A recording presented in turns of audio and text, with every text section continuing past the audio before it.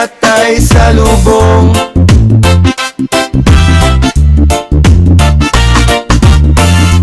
Ngunit puso't isip may bigat na buong buo. Di dahil sa bighati o pusong naguguluhan, kundi sa bulsang payat ang laman. Ay kulang presyo ng bigas, gulay at isda, tumaas ng todo parang ulap sa himpapawid na lumipad na langis sa makina, kuryente sa tahanan. Bawat singil tila nagiging parim na araw sa aming kabuhayan. Kung dati sapat o kung minsay sobra, ngayon bawat sentimo pinipig at pinabalangkas na. Ang dating kayang bilhin ngayon ay tinitingnan lang. Mga pangarap-arap ng anak tila ba lumalayo, nagiging huwad na larawan.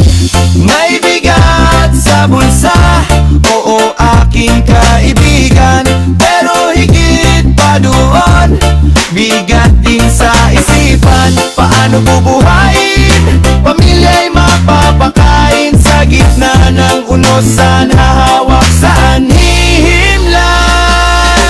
Ngunit sa kabila ng dusa at hirap, patuloy ang laban, di susukot, di malalapastangan.